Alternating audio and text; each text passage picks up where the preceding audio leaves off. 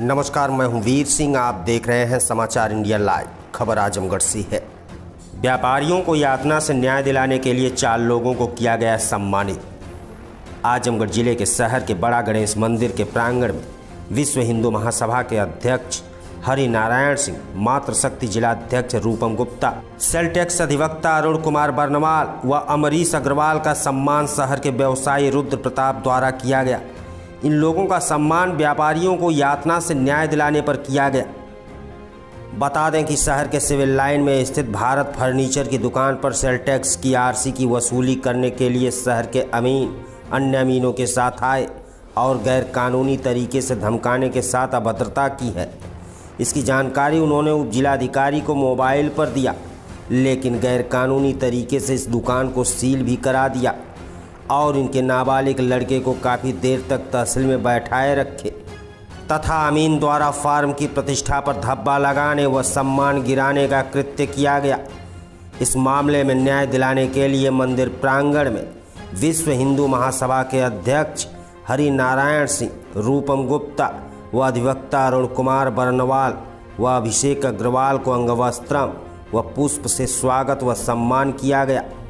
इस दौरान लोगों ने कहा कि जिस तरह से एक व्यापारी के साथ इस तरह का उत्पीड़न किया गया और उनकी प्रतिष्ठा को हम लोगों ने बचाया, इसी को लेकर वह भगवान गणेश के दरबार में आए हैं।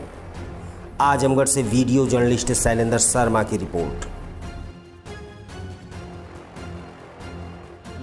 जिसके राष्ट्रीय अध्यक्ष परम पूज्य योगी आदित्यनाथ जी महाराज हैं। अच्छा, यहाँ क्या मामला था? ये मामला है, एक भारत प्लाई की दुकान थी, जिस दुकान पे जो है एसडीएम साहब अपनी मनमानी करके ज़बरदस्ती उस दुकान को सील करना और ज़बरदस्ती की आरसी देना और ज़बरदस्ती के सारे कार्य कर रहे हैं। उसको किसी तरह से खुलवाया गया। आरसी वापस होने के बाद भी वो दुकान नहीं खोलना चाहते थे, इधर उधर के बहाने बना रहे थे, अपने हट गए, रास्ते से छुट्टी लेके चले जा रहे हैं तो कहीं कुछ कर रहे हैं।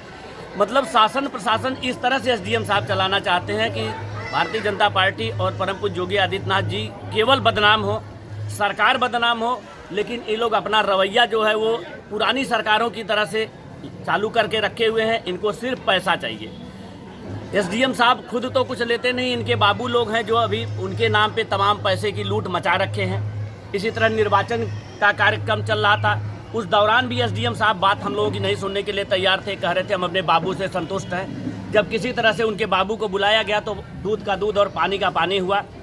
फर्जी एफआईआर जो कराना चाह रहे थे एक आदमी के ऊपर, वो वापस लिए। दूसरे के ऊपर अपने जो लोग बीएलओ को बदनाम करते हुए अपने मन से पैसा लूटने का कार्य कर रहे हैं। विश्व हिंदू महासंघ अब इसे बर्दाश्त नहीं करेगा और इसके खिलाफ इस तरह की कार्रवाई करेंगे तो आर पार की लड़ाई भी लड़ेगा।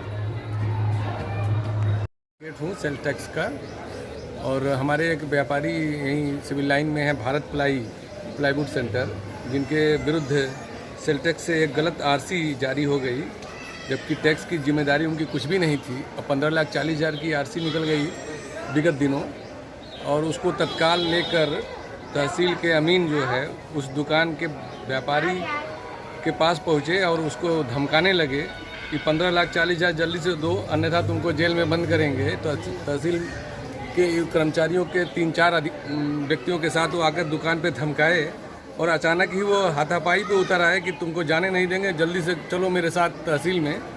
एक सम्मानित व्यापारी को बिना किसी सूचना के सेल टैक्स की आरसीओं की स्थिति ये होती है कि अचानक अनेक केस एक्सपार्टी होते हैं और व्यापारी को सुनवाई का नोटिस तक नहीं मिलता है, ना आर्डर मिलता है, और वो डिमांड अनावश्यक अधिकारी लोग खड़ा करते हैं और उसके बाद उसकी आरसी भी भेज दी जाती है। और इस स्थिति को तहसील के अमीन और उनके उच्च प्रशासनिक अधिकारी एसडीएम और डीएम तक जानते हैं कि वहाँ की फेक आरसियाँ आती हैं।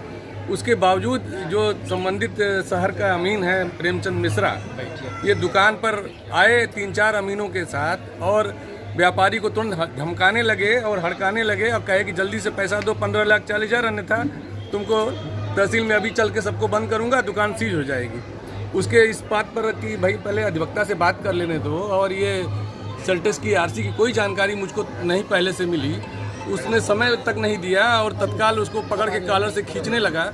और उसके बाद हुआ स्थिति ये कि उसने एसडीएम को गुमराह करके कि साहब हमारे साथ अभद्रता हुई, अमीन ने बुला लिया एसडीएम को सदर के और उनको गुमराह करके उसने दुकान को सीज करा दिया, जिसकी जानकारी हम लोगों को होती है। जैसे ही उसके बाद हम लोग तत्काल हमारी सेमी जुडिशरी प्रोसीडिंग है सेल टैक्स में कि कोई भी फेक डिमांड है वो तत्काल कार्रवाई करके समाप्त भी हो जाती है। और इस अमीन के जरिए उसने इतनी प्रताड़ित किया कि हमारे सेल टैक्स के अधिकारियों को धमकवा दिया कि हमारे एसडीएम साहब आपको कार्रवाई कर देंगे इसके विरुद्ध, जबकि उनको कोई पावर उस संदर्भित नहीं है जैसा कि जुडिशल प्रोसीडिंग जो उनको पावर दिए गए हैं। और वो तत्काल ही वो आरसी जो 15,40,000 की थी दूसरे दिन ही ख़त्म हो गई।